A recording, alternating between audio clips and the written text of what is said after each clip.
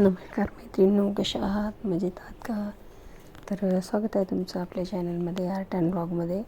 तर साय होती जी आपण रोज दूध घेतो त्याची काढलेली साय असते. तर म्हटलं चला लावून घ्यावं आणि एवढ्या याच्यात किती तूप निघतं मी ते तुम्हाला दाखवते.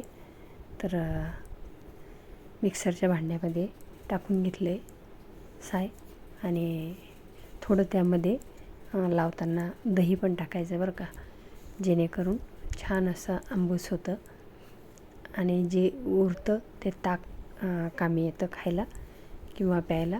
तर अशा पद्धतीने थोडंसं कोमट पाणी टाकायचं नॉर्मल असं, आणि थोडं गार तर असतंच फ्रीजमधून काढलेलं, त्यामुळे नॉर्मल पाण्यानेच लावायचं. तर बघा मी दाखवते तुम्हाला, थोडंसं जास्त फिरवावं लागतं. हे बघा अशा प्रकारे लोणी निघतं आणि मस्त खूप घट्ट गोळा होतो. बघा मी तुम्हाला जवळून दाखवते. आता कढईमध्ये काढून घेऊ आपण.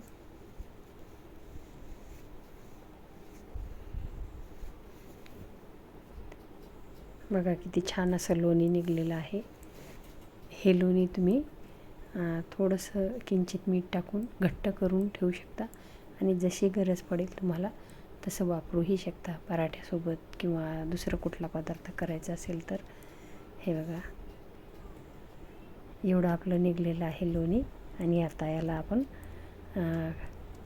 गोळे गोळे करून वेगळे ठेवू. यातलं आंबट पाणी जे निघून जाईल आणि त्यामुळे आंबूस वास येणार नाही तुपाला. पण सुगंध खूप छान येतो बरं का, आणि रवाळ तूप तयार होतं. 2-3 पाण्याने हे धुवून घ्यायचं आणि नंतर मग असं गोळा करून ठेवायचा. तर बघा असं झालेलं आहे आपलं लोणी तयार. बघू शकता तुम्ही किती छान दिसतंय. आणि आता याला आपण कढवायला ठेवू गॅसवरती. भेसळीचं खाण्यापेक्षा आपल्या हाताने करून खाल्लेलं कधीही चांगलं.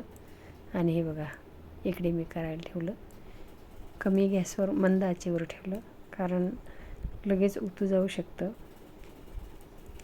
15 ते 20 मिनटं झाली याला. आता बघा किती छान तूप तयार झाला आणि सुगंध तर इतका छान येतो की तुम्ही ठरवू शकता. बघा झालेलं आहे आपलं तूप तयार. आणि यामध्ये तुम्ही उकळताना तुळशीचं पान पण टाकू शकता. बघा किती छान दिसत आहे आणि सुगंध अप्रतिम. तर किती झालं बघा, इतकं झालेलं आहे आपलं तूप आणि किती सुंदर दिसतंय बघा. कसं झालं मग? आवडल्यास लाईक शेअर करा, सबस्क्राईब करा. असेच नवनवीन व्हिडिओ बघण्यासाठी चॅनलला फॉलो करा आणि सबस्क्राईब करा. धन्यवाद.